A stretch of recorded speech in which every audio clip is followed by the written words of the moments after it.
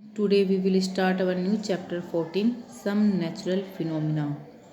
In this chapter we have to read some topic like the story of lightning, electrical charges, lightning and thunder and earthquake. यानी हम कुछ natural phenomena के बारे में बात करने वाले हैं. प्रीवियस कॉन्टेक्ट करते हैं. Natural phenomena like earthquake, cyclone, thunderstorm are not under the control of man. ये सभी हमारे कंट्रोल में नहीं हैं. The occur due to the natural reason.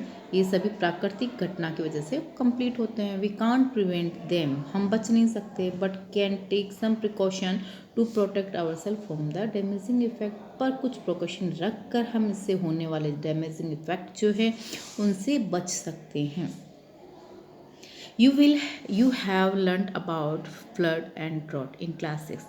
आप पहले 6 क्लास में पढ़ चुके हो बाढ़ और सूखे के बारे में. In this chapter we will discuss about 2 other natural phenomena like lightning and earthquake. आज हम इस चैप्टर के अंदर यानी क्लास 8 के इस चैप्टर 14 चैप्टर में लाइटनिंग और अर्थक्वेक जैसे फिनोमिना के बारे में बात करने वाले हैं. Lightning is one of the most beautiful yet deadly display in nature. Lightning अगर देखा जाए तो ये मोस्ट ब्यूटीफुल है, मतलब सुंदर है जब ये कंप्लीट होती है, हैपन होती है. बट इसके इफेक्ट जो है वो नेचुरल रूप से नेचर में थोड़े डेडली होते हैं. The story of the lightning. क्या स्टोरी रही होगी इस लाइटनिंग की, उसके बारे में बात करते हैं. इन 1752 बेंजामिन फ्रैंकलिन, जो एक साइंटिस्ट रहे हैं बेंजामिन फ्रैंकलिन, उन्होंने ऑब्जर्व किया a miraculous phenomena when he was flying a kite during a thunderstorm. उन्होंने इस फिनोमेना के बारे में उस समय जाना जब वो एक काइट जो है फ्लाई कर रहे थे थंडरस्टॉर्म मतलब इस भयानक मौसम के दौरान. He attached the kite to a silk string and tried an iron key at the end other hand. तो वो उन्होंने अपने जो एक रेशम के धागे का जो ले रखा था उसके एक ओर आपने उन्होंने काइट लगाया और दूसरी ओर उन्होंने की जो होती है चाबी वो उसके लटका दिया. He tied a thin metal wire from the key and inserted into a leaden jar. फिर उन्होंने की जो लगी हुई थी आयरन की उससे कुछ एक वायर जो था मेटल का वो इंसर्ट किया, इससे थिन टाइट किया और टाइट करने के बाद में उस वायर को क्या किया इंसर्ट इनटू ए लेडन जार. एक ऐसे जार के अंदर जिसके अंदर स्टोर किया जाता है इलेक्ट्रिक चार्जेस को उसके अंदर पुट किया. He also attach a silk ribbon to the key और उसके साथ उस की से एक और अलग जो रेशम का जो रिबन होता है सिल्क का जो रिबन होता है वो भी अटैच कर दिया. Benjamin flu the kite by holding on it silk ribbon. Benjamin ने क्या करना शुरू किया, काइट को फ्लू करना शुरू किया, लेकिन उसे होल्ड कर रखा था जहाँ पे उन्होंने सिल्क का रिबन लटका रखा था उसके ऊपर. After some time when he brought his knuckle near the key. जब उन्होंने कुछ समय बाद में अपनी नकल का मीन्स हुआ जब हम अपने हैंड को फोल्ड करते हैं, अपनी फिंगर को जब फोल्ड करते हैं तो फिंगर वाला टर्न वाला वो पार्ट जब जो हमारे पाम हथेली से जुड़ा होता है मुट्ठी वाला हिस्सा, तो वो जो मुट्ठी वाले हिस्से को जब वह उसके नियर लेकर आए की के पास में लाए. ही सा एन इलेक्ट्रिक स्पार्क. तो उसने एक इलेक्ट्रिक स्पार्क को दिखा बिटवीन द की एंड नकल.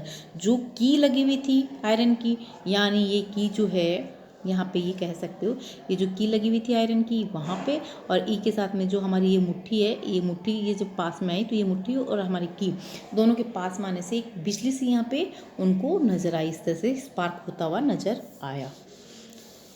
Electricity from the cloud pass through the string of the key his knuckle and finally to the earth. ये इलेक्ट्रिसिटी जो थी वो क्लाउड से पास होती हुई स्ट्रिंग के द्वारा काइट से स्ट्रिंग से होती हुई हमारी नकल और फिर हमारे अर्थ तक पहुंची. Franklin experiment show that lightning was static electricity. इन्होंने ये अपने एक्सपेरिमेंट से ये शो किया कि लाइटनिंग जो होती है वो क्या होती है स्टैटिक इलेक्ट्रिसिटी होती है, स्थिर अवस्था की इलेक्ट्रिसिटी होती है. ही पुट फोर्थ आइडिया और इसी से ही उन्होंने अपना फोर्थ आइडिया निकाला था. Every object has a normal amount of charges. हर एक ऑब्जेक्ट के अंदर अपने अंदर एक नॉर्मल चार्जेस जो है वो प्रेजेंट होता है. That can be transfer from one object to other object. ये चार्ज जो है वो एक ऑब्जेक्ट से दूसरे ऑब्जेक्ट के अंदर जो है वो ट्रांसफ़र होता है by close contact and when they are rub together, या तो उनका क्लोज कॉन्टैक्ट होगा इस वजह से, या फिर उनको एक दूसरे के ऊपर रब किया जाएगा तब वो एक दूसरे में ट्रांसफ़र होंगे। Benjamin Franklin was the first to call these charges is positive and negative. Benjamin Franklin जो थे, इन्होंने ही फर्स्ट टाइम ये जो चार्जेस थे पॉजिटिव नेगेटिव जिनके बारे में इन्होंने बताया। अब बात करते हैं हम इन्हीं इलेक्ट्रिकल चार्जेस के बारे में। Ancient Greek discovered a strange property of amber, जो पुराने ग्रीक जो भी थे उन्होंने डिस्कवर किया था एक स्ट्रेंज प्रॉपर्टी ऑफ अम्बर की। अम्बर क्या है? Amber is a piece of yellow brownish colour, ये आप ये कह सकते हो। यहाँ पे हम देख सकते हैं amber a hard yellowish brown substance, एक येलो या ब्राउन कलर का एक ऐसा hard substance used in making jewellery और डेकोरेटिव ऑब्जेक्ट, जिनका यूज़ या तो ज्वेलरी या फिर कोई डेकोरेटिव ऑब्जेक्ट बनाने में किया जाता है, उसे हम अंबर कहते हैं। इस अंबर को लिया, they found that when it is rubbed with a cloth it can attract nearby bits of straw or grain। उन्होंने जब इस अंबर को किसी क्लॉथ के साथ में रब किया, कपड़े के साथ रब किया, रगड़ा, और फिर उसके बाद में उस अंबर के नियर कुछ स्ट्रो और ग्रेन जो होते हैं, छिलके वगैरह जो होते हैं, गेंद दाने के स्टॉक वगैरह जो होते हैं, वो उससे क्या हुए? अट्रैक्ट हो गए। चार्ल्स फ्रैंकोस डी क्रिस्टनी du Fay a gardener of the king, जो क्या थे? गार्डनर थे किंग के, फ्रांस के, 1737 में, found that the charges piece of glass attract other amber like object but repel other glass like object. उन्होंने ये देखा कि जो चार्जेस है पीस ऑफ ग्लास के जो पीस है उसके चार्जेस जो है, जो अदर अंबर लाइक ऑब्जेक्ट जो है वो उनको क्या कर रहे हैं? By repel other glass like object, इन दोनों को वो एक दूसरे से रिपेल कर रहे हैं। रिपेल का मतलब अलग हो रहे हैं। He had discovered two force of electricity, positive and negative. He called them virtue and resonance, जिसको पॉजिटिव और नेगेटिव को उन्होंने क्या कहा? वर्च्यू यानी ग्लास लाइक ऑब्जेक्ट के लिए, और रेजिन्यूस यानी अंबर लाइक ऑब्जेक्ट के लिए पॉजिटिव नेगेटिव के रूप में यूज़ किया। When two body are rub against each other both of them acquire some charges, some bodies are called charge. जब हम दो बॉडी को एक दूसरे के ऊपर रब करते हैं तो उनके ऊपर जो है कुछ ना कुछ चार्जेस आ जाते हैं, तो ऐसी बॉडी को हम क्या कहेंगे? चार्ज्ड बॉडी कहेंगे। लेट्स, इसके लिए आप एक एक्टिविटी को आप यहाँ शो कर रखिए जो उसे देख सकते हैं। ये एक्टिविटी शो की हुई है इन show like charges repel is. इसमें ये कहा गया कि लाइक चार्ज मत का मीन्स हुआ सेम चार्जेस जो होते हैं वो एक दूसरे को क्या करते हैं? रिपेल मतलब दूर भगाना, अट्रैक्ट नहीं करते हैं, दूर करते हैं ना। तो लाइक चार्जेस हमेशा एक दूसरे को रिपेल करते हैं, दूर करते हैं। तो इसके अंदर आपको एक एक्टिविटी में बताया है कि दो ग्लास रोड ली हुई है, और ग्लास रोड में एक ग्लास रोड को जो सिल्क के स्ट्रिंग से बांध के रखा हुआ, टाई किया हुआ है, और दूसरे को ऐसे हाथ में रखा हुआ है। इनको क्या किया है? सिल्क के क्लॉथ के ऊपर रब किया है, और रब करने के बाद में जब इस वाली ग्लास रोड को दूसरी वाली ग्लास रोड के नियर में लेकर आते हैं तो नियर लाने पर ये पता चला कि ये एक दूसरे को रिपेल कर रही है। रिपेल मतलब अट्रैक्ट नहीं कर रही है, दूसरे को दूर करने का काम कर रही है। यानी ये वाली ग्लास रोड जो है इधर आ जाती है और ये वाली ग्लास रोड जो है उस साइड चली जाती है, ये एक दूसरे को रिपेल करती है।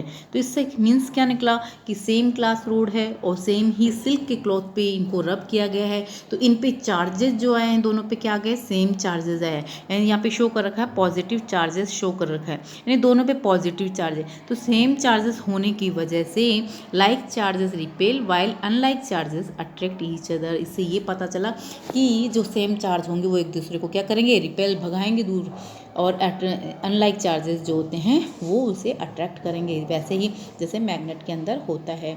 If the same activities conduct using ebonite rod which are rub with a piece of fur they also repel each other, but what happen when I bring a glass rod rub with silk near ebonite rod rub with fur।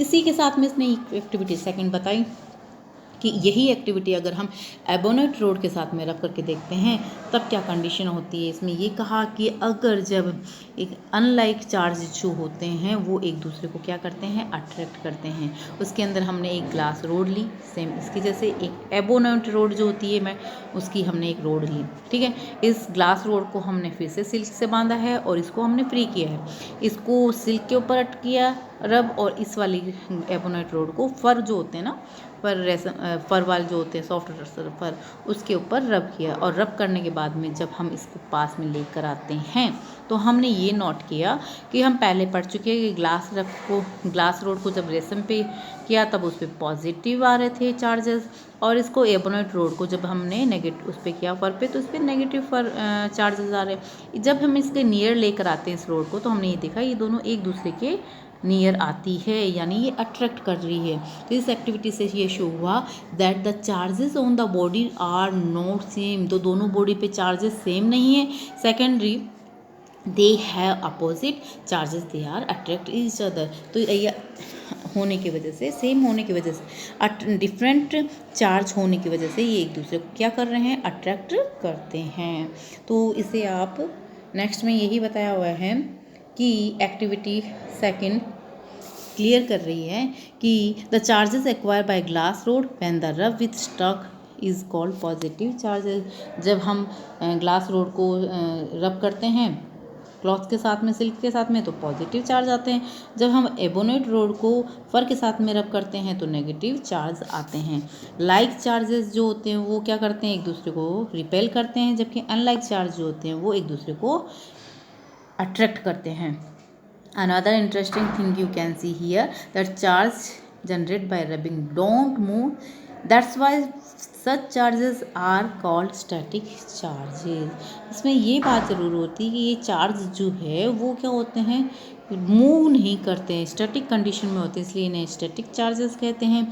जब ये charge move करते हैं और ये move करने की वजह से इलेक्ट्रिसिटी बनती है, जो हम पहले पढ़ चुके हैं, क्योंकि चार्जेस के फ्लो करने के ऊपर बनती है, ठीक है। Next how can a body B charge, उसको हम नेक्स्ट अपने नेक्स्ट वीडियो में रीड करने वाले हैं। Okay, thank you.